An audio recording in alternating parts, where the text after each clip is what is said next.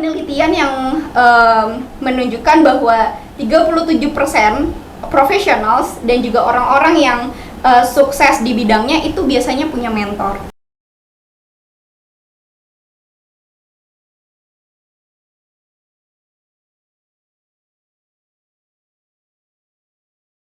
Selama jadi mahasiswa kamu ngapain aja? Aduh, ngapain aja ya? Gue gabut sih, gak ada yang bercanda.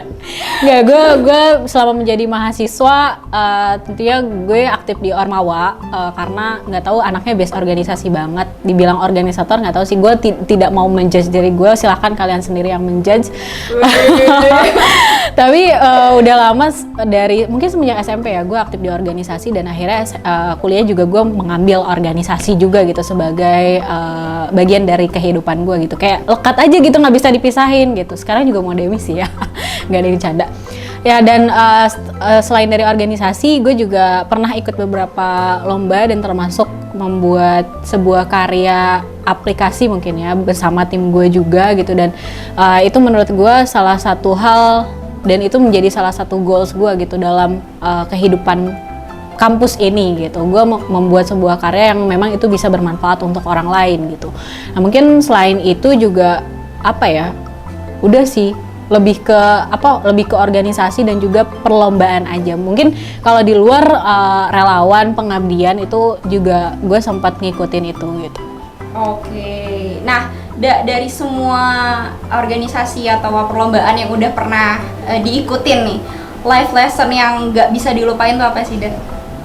Life lesson ya, organisasi sih. Wih. Karena itu sangat melekat aja gitu bagi gue, kayak udah mendarah daging. Gue juga mau meninggalkan kayak, aduh nggak bisa, lu nggak bisa meninggalkan itu karena dunia lo di situ. Dan gue pernah tes genetik kan, tes genetik gue menunjukkan bahwa potensi gue ada di bidang sosial gitu. Tapi bidang sosialnya itu adalah bidang sosial pelayanan gitu. Kan bidang sosial tuh banyak kayak ada pengabdian, ada pelayanan gitu kan. Dan gue lebih ke pelayanan gitu. Nah makanya dari itu juga gue berusaha untuk mengembangkannya di situ gitu. Dan selain dari organisasi juga sebenarnya perlombaan juga sangat memicu gue gitu untuk gue tumbuh dan berkembang menjadi Alda yang seperti sekarang gitu. Dan di situ kayak gue merasa di pressure lomba, di pressure ya aktivitas lomba kayak gitu tuh itu malah memacu gue untuk terus untuk berkarya gitu tanpa henti gitu ya. Meskipun mungkin perlombaannya emang gue baru beberapa doang ya, cuman kayak gue merasa bahwa ada banyak sisi positifnya juga yang sebelumnya gue nggak tahu di organisasi, karena vibes-nya kan agak beda ya organisasi sama lomba akademisi gitu kan gitu. Jadi gue merasa kayak gue ter-trigger dari situ sih, lebih ke kayak oh iya berarti gue harus terus berkarya, terus mengembangkan keilmuan gue gitu untuk gue bisa mengabdi kepada masyarakat gitu. Karena pengabdian kepada masyarakat itu bukan hanya sekedar relawan, dari ilmu pengetahuan juga itu sangat-sangat diperlukan gitu. Karena kalau kita tidak berilmu ya gimana kita membantu orang lain gitu kan, seperti itu sih. Oke, thank you Alda. Next. Oke. Wah, ini the best sih karena Aurel tuh salah satu leader juga guys. Jika kamu memimpin suatu project, orang seperti apa yang kamu hindari untuk diajak ke dalam tim? Waduh. Oke, jadi pada teorinya ya, orang-orang yang berkecimpung di dalam project atau organisasi itu ada tipe-tipenya. Ada orang yang givers, ada orang yang takers, dan juga ada orang yang givers and takers gitu. Ada mereka dua-duanya. Dan yang paling aku hindari adalah orang-orang yang takers. Kenapa? Mereka hanya berorientasi pada personal benefit aja gitu. Contohnya adalah orang-orang yang ketika interview bilangnya mau belajar, mau cari pengalaman, mau cari teman.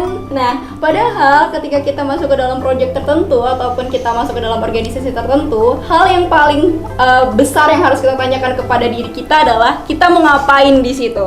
Kayak apa sih impact yang bisa kita berikan di sana gitu. Nah, nantinya setelah kita mau impact, setelah kita mau cari problem solvingnya, kita akan dapat juga loh sebenarnya experience, pembelajaran, teman, itu semua tuh sebenarnya akan secara tidak langsung dapat juga. Jadi belajar tuh nggak usah disebutin ya harusnya. Iya. Jadi tapi kalau misalnya awalnya cuma niatnya kayak gitu ya, jatuhnya apa? Ketika nanti dia menjalankan sebuah project dan ternyata nih personal profit yang dia mau dapatin itu udah dapat, dia akan left out gitu aja. Yes. Jadi padahal proyeknya belum tentu udah kelar ya. Iya, belum tentu udah kelar ya, misal dalam proyek dia bagian bagian designing misal. Terus dia udah ngedesain, oh udah kelar nih, selesai proyeknya. Ternyata ada problem lain yang tiba-tiba muncul di divisi ataupun di lingkungan itu, dia nggak akan concern. Iya, benar banget. Padahal kita tahu bahwa sebuah hal yang mau project, mau organisasi apapun itu, kita sebut aja organisasi, itu adalah sebuah sistem, sebuah tubuh di mana kita semua itu saling berintegrasi gitu loh. Iya. Nggak bisa kita kerja sendiri-sendiri dan yang kita pikirin cuma diri kita doang. Iya, betul banget. Nah, itu tuh sebenarnya yang aku bener-bener hindari gitu ya. Kalau ada orang-orang yang kayak gitu tuh, wah, itu adalah calon-calon orang yang tiba-tiba ghosting. Ya, ghosting. Kayak hubungan ya di ghosting. Wah, aduh, berat ya kalau ghosting hubungan. Iya, dan ujung-ujungnya nanti dia nggak benar-benar give contribution pada responsibility ataupun organisasi yang dia pegang. Yes, betul banget. Jadi buat kalian yang mau daftar-daftar entah itu organisasi atau apa gitu, maksudnya dalam bekerja satu tim, jangan sampai kalian tidak mempunyai niatan tidak mempunyai niatan yang baik sih, tapi yang jelas jangan sampai kalian ghosting gitu, dan jangan sampai kalian mengecewakan orang yang memang sudah memilih kalian gitu. Dan kalian juga harus punya punya effort tersendiri untuk memberikan dampak yang baik gitu ya. Betul, ya. Oke. Oke, next adalah pertanyaan untuk Alda. Ini sepertinya pertanyaan yang sering ditanyakan sama mahasiswa atau orang-orang nih sebenarnya sih nanya ini nih. Apa tuh? Seberapa penting faktor akademik dalam menentukan kesuksesan? Wow. Nah, kan dia bilang, IPK mah nggak penting, yang penting bisa ngomong. Iya, gue ngomong kayak gitu soalnya dulu, tapi setelah masuk IPB ini jadi salah satu tamparan besar sih buat gue. Karena kampus kita tercinta IPB itu mengajarkan mahasiswanya harus seimbang antara akademik dan juga non akademiknya gitu. Dan gue dulu nggak terlalu mementingkan nilai gitu. Yang penting gue bisa mengaplikasikan apa yang gue dapatkan gitu kan. Dalam artian gue bisa ngomong depan umum, gue bisa memecahkan suatu permasalahan gitu tanpa gue menghiraukan ilmu pengetahuan atau akademik gitu. Tapi setelah masuk IPB, gue sangat-sangat di pressure untuk lo harus bisa menyeimbangkan antara kegiatan organisasi lo dengan kegiatan akademik lo. Maksudnya akademik dan juga non akademik gitu kan. Dan di situ gue kayak merasa bahwa oh iya benar, ilmu pengetahuan itu penting dalam akademik gitu. Bukan ilmu pengetahuan umum aja gitu yang didapatkan di non akademik, tapi ilmu pengetahuan dalam akademik dari segi jurusan lo itu juga sangat penting gitu. Jadi jangan sampai kalian meremehkan, ya udahlah nggak apa-apa IPK gue sekian misalkan 1, berapa sih kalau DO 1,7 ya, pas-pasan nggak apa-apa lah. Jangan sampai kayak gitu ya. Kalian harus mengajar IPK juga gitu, karena salah satu ya mungkin dalam karir, dalam pekerjaan IPK tuh nomor sekian gitu, tapi secara nggak langsung IPK juga menjadi salah satu penilaian gitu. Jadi jangan sampai lupakan IPK untuk kalian, ya udahlah gue udah sukses bisnis gue gitu, IPK nggak penting, jangan sampai kayak gitu. Karena salah satu tolak ukur dari kognitif yang memang dinilai adalah dari IPK gitu, kelulusan kalian saat kalian menjadi mahasiswa itu sih. Betul. Ya kan? Iya, dan kalau misalnya kita punya soft skill yang banyak dan lain-lain, tapi ilmu kita juga nggak kita perkaya ya, itu juga nantinya bakal mengurangi esensi dari apa-apa yang kita kasih dan apa-apa yang kita deliver ke orang juga. Yes, gitu. betul banget. Apalagi kalau misalnya jurusannya kayak kedokteran. Wah, itu ini banget sih. Yang tentang kayak FMIPA tuh, itu kan keilmuannya kental banget ya. Gitu. Tapi FYI kayaknya jurusan gue juga sangat-sangat menjadi beban ketika gue menjadi ibu rumah tangga mungkin nanti. Benar-benar implementasinya langsung. Iya, langsung jadi bahan pertanyaan, ngapain aja lo di ilmu keluarga gitu. Wah, iya benar. Oke. Siap jadi istri yang baik berarti tidak. Aduh, gue nggak bisa jawab nih. Oke, kita next aja kali ya. Di skip ya guys konten ini. Nanti kita meja doang. Oke, pertanyaan selanjutnya ya. Wah, ini nyambung sih pertanyaannya dengan nggak jadi di skip guys. Oke, gue mau nanya, setelah lulus apa yang bakal lo lakuin? Lanjut S2, bisnis, bekerja, atau jangan-jangan yang tadi nikah gitu kan? Ya nggak sih? Aduh. Oke, so me personally after graduate aku planning untuk S2 atau berkarir gitu. Karena ya itu itu yang udah aku coba kejar dari aku SMA ya, bahkan untuk mengejar cita-citaku, dan juga aku masih pengen belajar banyak gitu. Ya ada beberapa rencana, but I'm not gonna tell you guys. Karena kita doakan saja semuanya sukses ya kan. Amin. Ada untuk S2 aku ada planningnya university dan juga fakultinya. Dan untuk karirnya juga aku udah punya rencana aku akan berkarir di bidang apa dulu sebelum aku mengejar big goal aku as a motivator. Yes. Gitu. Wah, amin ya, semoga jadi Amin. motivator ternama ya nanti. Gitu. Oke, ada lagi? I think Nikah enggak ya? Oke, kita skip. Skip dulu. Lanjut ke pertanyaan selanjutnya. Oke, pertanyaan selanjutnya untuk Alda. Wah, ini tadi nanyain gue kena sendiri nih. Oh my god. Alda, bayangkan kamu sudah berumah tangga. Aduh, nggak bisa bayangin. Bagaimana cara kamu membagi waktu antara untuk berkarir dan untuk keluarga? Caranya adalah prinsip gue tetap family is number one. Tapi bukan berarti gue juga mengenyampingkan pekerjaan gitu. Ketika gue menjadi wanita karir, yang jelas yang bakal gue urusin adalah keluarga gue dulu, suami dan juga anak-anak gue nanti gitu. Semoga Ya ampun. Alda yang ini jadi nanti bisa dipertanggungjawabkan ya. Oke, tapi ini benar-benar perspektif diri gue sendiri ya, karena ya memang gue kan masih mahasiswa ya, belum mengalami, tapi gue belajar terkait dengan bagaimana manajemen sebuah keluarga, bagaimana manajemen sebuah rumah tangga gitu, di mana di situ terdapat dua peran penting, peran suami dan juga istri gitu, di mana di dalam rumah tangga juga perlu ada keseimbangan peran gitu, yang ngerjain pekerjaan rumah ya bukan istri doang gitu, suami juga perlu untuk mengerjakan pekerjaan rumah, meskipun misalkan dia capek bekerja ya sama gitu, pun kalau misalkan istri jadi beban ganda dong gitu. Betul, kan betul. Dia kerja di ruang publik, dia juga kerja di ruang domestik gitu, dan itu harus ada pembagian peran secara seimbang gitu antara suami dan istri. Buat para suami, kalian juga jangan ogah-ogahan gitu untuk ngerjain pekerjaan rumah tangga mentang-mentang kalian sebagai kepala keluarga gitu, tapi yang jelas kalian juga harus bisa untuk membantu istri kalian, karena perjuangan istri kalian tuh sangat-sangat luar biasa kalau menurut gue, karena gue melihat dari segi ibu gue, karena ibu gue juga salah satu wanita karir, jadi dia sebagai ibu rumah tangga dan juga wanita karir, jadi gue melihat bagaimana dia membagi waktu antara keluarga dan juga pekerjaannya gitu, dan gue pun seperti itu. Dan mungkin cara ngebagi waktunya simple ya, karena gue belajar secara materi, maksudnya secara teori lah, dan secara praktikalnya gue juga menghayati peran gue sebagai tante ya. Tapi gue nggak mau dipanggil tante sih, gue dipanggilnya iya. Jadi gue mengurusi ponakan gue juga kemarin 2 minggu lalu baru mengurusi adik sepupu gue, yang dua-duanya, kalau yang adik sepupu gue udah sekolah, kalau yang ponakan gue masih kecil-kecil lah, balita. Dan yang paling agak riskan tuh sebenarnya balita ya, dia harus ada pengawasannya. Tapi yang jelas tips and trick mungkin buat para ibu-ibu rumah tangga, gue langsung ngomong tips and trick buat para ibu rumah tangga ya, mohon maaf, tapi gue belum berumah tangga, tapi ini juga dipelajari di mata kuliah perkembangan keluarga, dan ya di jurusan ilmu keluarga dan konsumen lah gitu.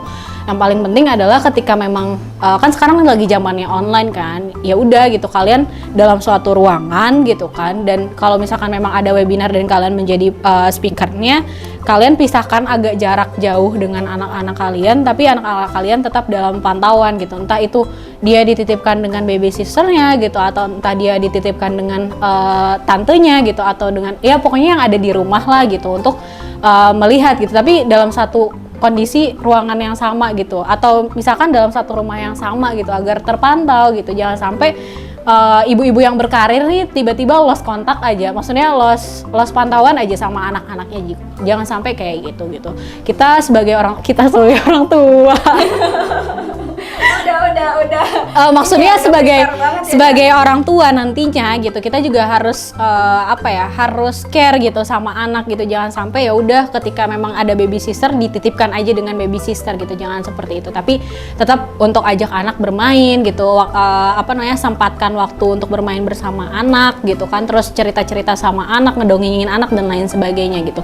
Gue tahu itu berat, tapi ketika memang kita mensuggest diri kita diri kita mampu untuk melakukan hal itu pasti insya Allah bisa. Terkecuali mungkin kalau misalkan teman-teman kayak mensuggest diri, kayaknya enggak deh, gue nggak bisa deh jadi ibu rumah tangga gitu kan, ya udah gue berkarir aja gitu tanpa ngurusin rumah tangga, itu pasti udah nggak bisa gitu. Tapi kalau misalkan diri kita kuat, diri kita bisa, ya insya Allah itu pasti bisa. Tentunya juga didukung dengan faktor eksternal ya tadi gitu, dukungan dari suami, dukungan dari keluarga dua belah pihak, antara laki-laki dan juga perempuan. Karena kan pernikahan tuh bukan cuman tentang dua insan doang kan, tapi tentang dua keluarga yang harus disatukan. Betul. Gitu.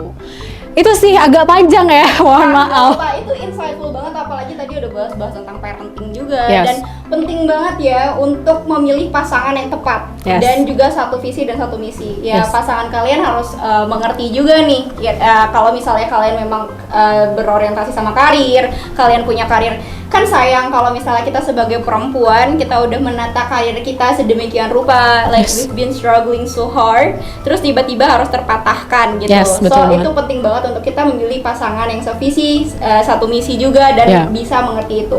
And nyadar juga bahwa pernikahan atau keluarga itu adalah sebuah sistem. Yes, betul, Yang dimana sama-sama satu sistem. sakit, semuanya Sakit, gitu. Kerja sama, nggak ada yang namanya si A buat ini, si B buat ini. Semuanya work together. Yes, dan yang paling penting adalah keluarga yang bahagia dan keluarga yang sejahtera itu bisa untuk menjalankan 8 fungsi keluarga. Silahkan cek di BKKBN atau iya BKKBN.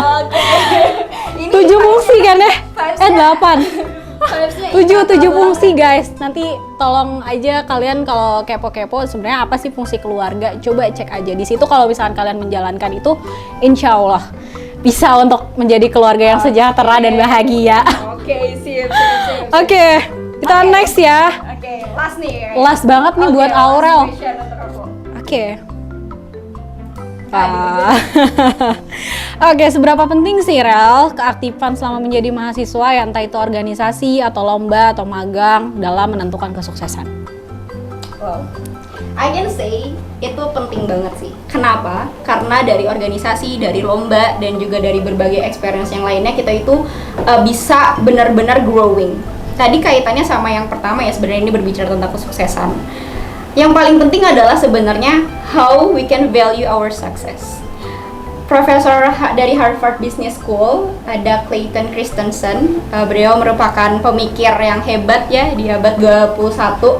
Di bukunya yang berjudul How We Measure Our Life, itu berbicara tentang gimana sih kita bisa memaknai kesuksesan. Kesuksesan buat orang itu kan berbeda-beda dan caranya itu beda-beda. Kalau emang kesuksesannya mau jadi seorang aktivis misal, ya udah ikutin terus kan organisasi, belajar gimana cara Yes. memimpin, gimana caranya dealing sama people, gimana kita kampanye dan lain-lain gitu. Misalnya tujuannya mau jadi presiden atau mau jadi apa?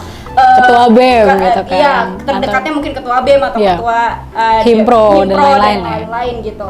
Nah, itu bisa seperti itu. Atau juga ada orang-orang yang maunya suksesnya di bagian jadi akademisi. Lah berarti kan fokusnya banget nih di IPK atau bikin paper dan yang lain-lain gitu. Nah, kalau yang dari Aurel, dari gue ini ya, dari gue temuin gitu, dari berbagai organisasi dan perlombaan yang gue jalani itu, pertama dari organisasi.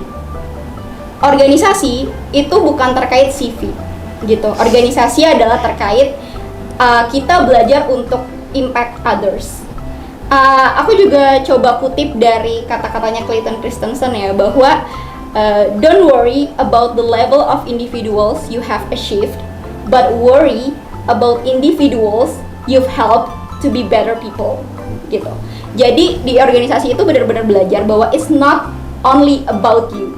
Dan itu penting banget gitu, apalagi di dunia kerja nanti ya gitu. Itu bukan cuma diri kita doang, Yes. gitu. Dan di setiap prosesnya itu kita bisa lebih memaknai value-nya itu apa. That's what I learned gitu. Aku memaknai bahwa oh aku belajar nih step by step-nya seperti ini. Oh aku bisa nih memaknai prosesnya ini. Di organisasi itu belajar banyak banget ya dari bener banget. relasi, teamwork, leadership, gimana dealing sama people, negotiation, dan itu semua adalah skill-skills yang kita bisa gunakan, atau itu adalah skill-skills yang important saat kita masuk ke dunia profesional. Yes. Terus masalah kompetisi itu juga berkaitan sama gimana kita upgrade diri kita, sesuatu yang passion kita ataupun studi kita, keilmuan kita, dan juga bikin relasi kita keluar. Kompetisi itu kan kayak kalau nasional dan juga internasional, kita bakal ketemu sama orang-orang di luar yang lebih hebat. Iya betul. Nah, di situ kita bisa dapat insight-insight, kita bisa dapat motivasi, di mana itu nanti kaitannya juga dengan self development kita gitu loh. Kita bisa mengerti dunia luar yang kita nggak lihat di dalam kampus. Itu yang aku rasain dari kompetisi gitu ya. Dan masih banyak hal-hal kayak volunteering dan yang lain-lainnya, itu bisa memberikan insight ke kita, dan juga membuat kita itu lebih sadar bahwa kita tuh bisa loh memberikan kontribusi buat orang lain. Ternyata ini bukan tentang diri kita doang loh. Dan aku menyadari bahwa ada 2 kunci penting dalam meraih kesuksesan. Yang pertama adalah calculation, dan yang kedua adalah serendipity. Calculation itu terkait rencana, dan serendipity itu adalah terkait kesempatan. Aku tipe orang yang sistematik banget dah. Jadi at first aku masuk ke IPB, itu aku udah planning step by stepnya mau ngapain. Karena perfect. Iya, dia orangnya iya. perfect guys. Iya, Jadi oke. sistematik ya wajar gitu. Tapi sama sih, gue juga sistematik sih. Iya kan. Kalau masuk. Dan itu tuh harus bener-bener diseimbangin gitu. Iya, bener. Aku bisa lihat bahwa gini, di tingkat pertama aku udah planning bahwa aku mau personal branding. Personal branding bukan kepedean ya, Iya, beda nih. beda. Kadang orang tuh suka, Bukan panjat sosial juga iya, ya. orang kadang takut personal branding karena takut dibilangnya pansos. Yes. Skip. Skip. Beda. Beda. Dan personal branding ini bisa dipelajari juga dari kita ikut organisasi. Kayak kita lihat nih orang-orang keren tuh, kayak misalnya campaign. Yes. Itu kan personal brandingnya kenceng Iya. banget ya gitu. Kita bisa belajar dari situ. Terus ngikutin beberapa kepanitiaan, dan juga cari beberapa achievement gitu, prestasi untuk passion yang aku suka dari berbagai bidang. Tingkat 2 fokus ke organisasi misal. Terus tingkat 3-nya itu biasanya beasiswa itu ada di semester 5, semester 4, 5. Iya. Kenceng banget loh. Kenceng banget, banyak. Itu mahasiswa yang paling kaya akan beasiswa tuh biasanya di semester 4, semester 5. Banyak cuannya ya. Betul. Dan bayangin kalau kita ternyata nggak prepare. Jujur ya, to be frank, aku nemuin banyak banget orang yang ketika ada kesempatan serendipity tidak datang, itu mereka bingung, ini daftar beasiswanya gimana ya? Karena aku nggak ada experience sama sekali gitu. Aku nggak prepare sama sekali, dan itulah pentingnya ada calculation di depan, ada rencana. Nanti endingnya seperti apa? At least kita udah coba yang terbaik gitu. Iya, Dan bener. ketika ada kesempatan, barulah tuh langsung gol. Nah, Banyak lah akhirnya gitu kan. iya, dan pada akhirnya ketika kita bisa melihat kesempatan, kayak sebenarnya apa sih yang, kalau misalnya kita buat produk nih, apa sih sebenarnya yang market butuhkan, itu kan kesempatan namanya. Iya. Sedangkan kalau rencana kita, misalnya Alda kan tadi mau buat aplikasi gitu, aplikasinya targetnya adalah orang-orang yang butuh bantuan psikologis gitu. Iya. Terus ceritanya, rencananya nih Alda mau bikin aplikasi yang paling baik terkait psikologi dengan segala fiturnya lengkap gitu kan. Ternyata kesempatannya adalah orang-orang yang punya masalah psikologi itu adalah orang-orang yang berasal dari kalangan bawah. Yes. Sedangkan Alda nggak coba concern nih tentang itu, akan sulit kan untuk bersaing di Iya bener banget. market gitu. Iya. Dan itulah yang menjadikan kita sama seperti kita ada di society, walaupun kita bukan a product ya. Iya, bukan a product. Cuma as a human being itu juga sama, kita harus bisa benar-benar melihat kesempatan, termasuk tadi ya, ada organisasi, ada lomba, itu adalah salah satu kesempatan emas, karena sebagai mahasiswa kita punya opportunity itu yang nggak dimiliki sama sebagian besar lainnya yang nggak Iya. bisa menikmati title sebagai mahasiswa. Iya bener banget. Karena enak banget sih sebenarnya jadi mahasiswa. Jadi kalian sangat-sangat perlu untuk memanfaatkan masa-masa mahasiswa karena udah jadi masyarakat umum tuh beda banget gitu kan. Betul. Dan aku ada pembelajaran lagi juga ya di terkait organisasi yang paling penting. Itu bukan paling penting sih. One of the important things gitu adalah berusaha belajar hal-hal yang bisa kita kontrol. Yep. Dan itu penting banget sih, jujur. Gue personally tuh bener-bener ngerti ini pas terjun di organisasi gitu loh, kayak selama ini tuh kayak aku emang anaknya kan ya gitu lah ya, perfeksionis yang maunya perfect gitu kan semuanya. Dan kadang aku tidak menyadari, aku kalau ada apa-apa tuh aku selalu merasa bahwa ini yang kurang dari aku apa ya. Dan akhirnya aku mencoba untuk solve gitu pikiran aku tentang ada sebuah masalah di organisasi yang pada akhirnya menggiring kita. Ini loh di bawah kontrol kita dan ini tuh enggak. And itu related sama ada di buku filosofi teras gitu. Teorinya Epictetus bahwa there's something is up to us and there's something is not up to us. Dan itu penting banget di life lesson ya.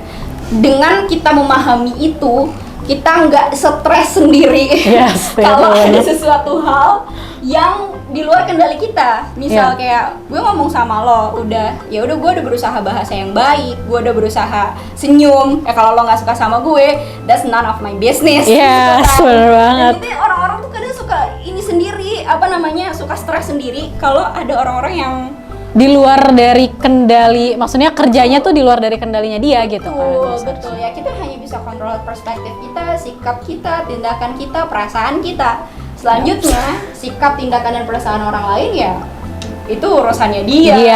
Iya benar banget. Kadang ini ya, maksudnya kadang kita mikirin nih orang nggak bener kerjanya gimana nih gitu kan. Padahal itu sebenarnya bukan kendali kita gitu. Jangan. Dulu juga gue sempet ngerasa stres gara-gara itu dan kayak merasa kayak udah toksik, bener-bener toksik banget gitu kan. Tapi demi tahun karena gue, maksudnya kan setiap budaya beda-beda kan, dan budaya di IPB tuh mengajarkan gue untuk kayak ya udah lu punya kontrol tersendiri, lu nggak usah mikirin yang lain gitu kan. Itu bukan ranah lo gitu, nggak apa-apa orang lain nggak kerja baik ya itu nanti citranya dia yang buruk gitu. Benar. Ini agak out of topic, tapi karena tadi udah ngomongin toxic ya, kayak out of topic guys. Ini agak out of topic tapi sedikit aja gitu. Kayak jangan takut untuk kehilangan orang yang toxic di hidup kalian. Kayak nggak usah takut untuk kehilangan seseorang yang sebenarnya nggak penting buat hidup kalian gitu. Langsung ngegas ya. Iya, kayak kadang orang itu berusaha bertahan di lingkungan yang toksik supaya dia nggak kehilangan seseorang kan. Guys, no. Orang tuh bukan satu doang gitu. Masih banyak orang-orang yang move on guys, move on. Ya, kalau ada toksik tinggalin aja, jadiin masa lalu dan kita move on karena masa depan itu menunggu kita. Oke. Ini panjang banget ya. Panjang banget, tapi nggak apa-apa. Biar teman-teman juga jelas gitu apaan sih yang diomongin gitu kan. Kalau misalnya dijelasin kan lebih clear gitu. Betul. Nggak bertanya-tanya. Last question di bincang-bincang kita kali ini.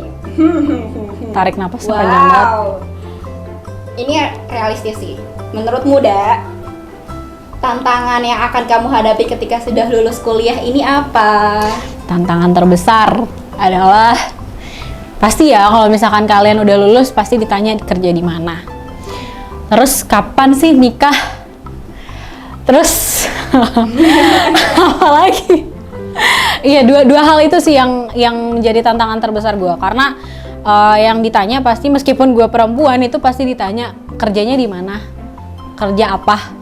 Dan itu kayak menjadi sebuah pikiran gue yang sangat-sangat mengganggu sih. Mungkin setelah nanti gue pasca kampus gitu. Tapi gue sudah memikirkannya dari sekarang. Apakah gue akan bekerja terlebih dahulu dan nanti setelah bekerja membuat lapangan pekerjaan untuk orang lain. Karena salah satu cita-cita terbesar gue adalah gue bisa untuk membuka lapangan pekerjaan orang lain gitu. Entah itu gue sih pengennya membuat sebuah yayasan dan yayasan itu bergerak untuk anak dan perempuan, dimana aminin ya guys yang penonton ya, yayasan perempuan dan anak.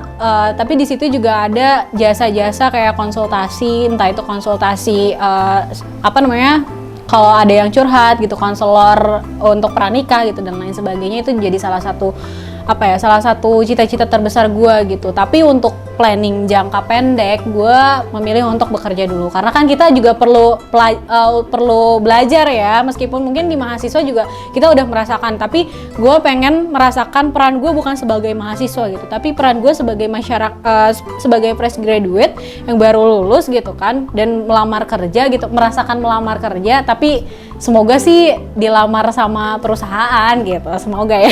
Dilamar sama doi juga.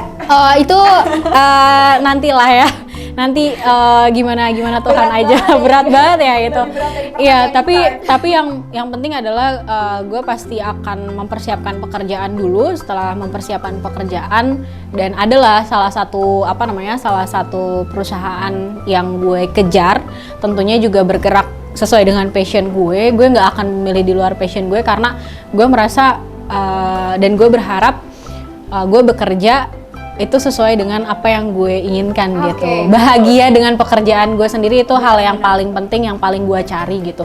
Dan hal tantangan yang memang paling besar adalah untuk mencari pekerjaan itu sendiri gitu. Karena kan sekarang zaman online nggak mudah ya, fresh graduate di mana-mana gitu kan.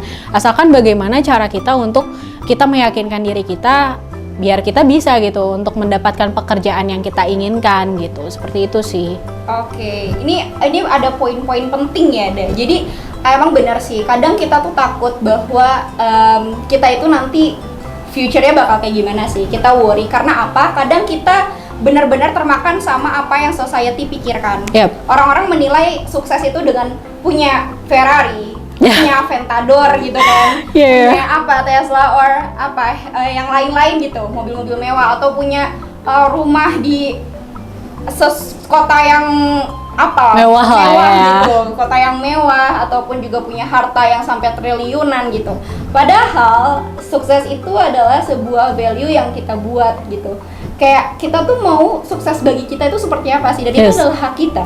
So, ukurannya beda ya. Ukurannya beda untuk setiap orang. Jadi kita hanya perlu mempersiapkan diri kita untuk kesuksesan dan goal yang kita cari gitu. Kita harus tahu nih gitu, tingkat kesuksesan kita seperti apa, dan don't compare yourself to others. Yang dalam konteks ini adalah bukan untuk mengembangkan diri ya, tapi adalah kayak jadinya nanti kita akan bersaing dan nggak pernah rasanya cukup.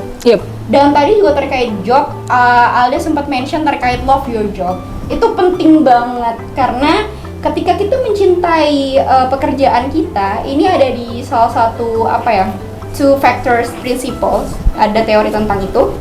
Ada yang namanya motivator dan also hygiene factor. Dan motivator factors ini adalah sesuatu hal yang benar-benar bisa brings kita untuk lebih mencintai pekerjaan kita, lebih bisa enjoy, lebih bisa berkontribusi lebih besar, dan pada akhirnya kita dapat insight yang lebih banyak rather than kita memperjuangkan uang. Ya kan? Jadi kayak hygiene factor tuh yang material. Jadi orang-orang biasanya kerjakan untuk cari uang tanpa kadang memperdulikan kesehatan, dan lain-lain. So untuk kita dan nanti teman-teman saat jadi fresh graduate, ya semangat. Pokoknya lihat kesuksesan kalian sendiri, dan you don't have to prove kesuksesan kalian ke semua orang gitu. Just prove to yourself dan bahagia ya atas itu gitu. Iya, dan jangan lupa terus memotivasi diri kalian, karena yang paling mempengaruhi adalah ketika kalian berbicara dengan diri kalian sendiri untuk masa depan kalian gitu.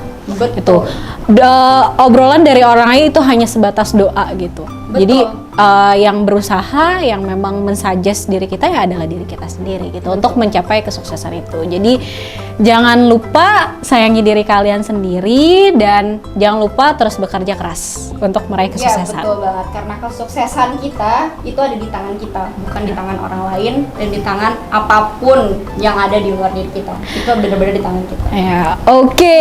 Nampaknya udah habis ya kartunya. Kayaknya kita perlu closing statement kali ya. Iya betul. Mari kita memberikan closing statement. Mungkin Alda dulu kali. Oke. Gue sebenarnya singkat untuk teman-teman semua, karena zaman pandemi kayak gini, ya nggak zaman pandemi juga sih. Kadang kala orang ada yang memendam gitu apa yang dia rasakan. Jadi gue hanya mau mengingatkan kepada kalian, ekspresikan apa yang kamu rasakan dan usahakan apa yang kamu inginkan. Niscaya semua keinginan kamu itu pasti akan tercapai. Amin. Amin. Oke. Kalau dari aku ada ini apa ya? Closing statement dan juga moto aku sih sebenarnya Yes. ada. How great your dream, how big your dream shows how great you are. Your prayers and effort now define how bright your future will be. Jadi buat teman-teman semua yang sedang berjuang, don't give up, keep it up guys, karena kesuksesan menanti kalian, menanti kita semua di masa depan. Oke. Oke deh. Akhirnya I think- selesai ya. Ya, I think that's all. Oh oke, foto dulu. Oh, Ternyata foto dulu ya. ada foto dulu. Mari kita selfie. Oke. Kita Itu selfie. masih ini nggak sih? Oh iya itu. Ini gimana? Itu. Gitu nggak sih? Oh enggak ya? Ini gimana? Mohon maaf.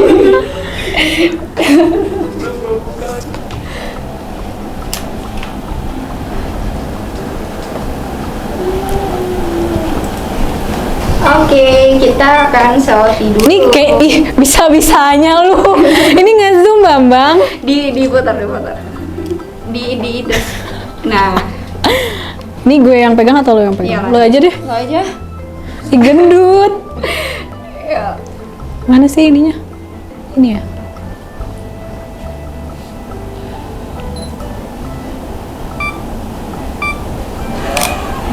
Oke. Oke. Kita ada selfie. Ini selfie sekarang jadi budaya yang menjadi keharusan di setiap Iya, acara. karena dokumentasi itu harus ada karena itu bahan dari laporan pertanggungjawaban. Oh gitu. Ini banget ya, gue baru Kirain untuk mengenang segala. Iya, itu semua juga hal. salah satunya untuk dokumentasi masa depan. Oke. Kayak kita melihat, oh iya gue pernah sama Aurel gitu kan. Iya betul. Oke guys, kita sekarang udah di ending video. I think that's all from us. Jangan lupa saksikan terus video Studio Berkarir di konten-konten selanjutnya. Salah ya. Salah coy. Oke guys, so I think that's all from us. Semoga hal-hal yang kita sharing-sharing tadi bisa jadi insight yang membangun untuk teman-teman semua. Dan jangan lupa saksikan terus konten-konten di Studio Berkarir selanjutnya. Oke, bye-bye. See you.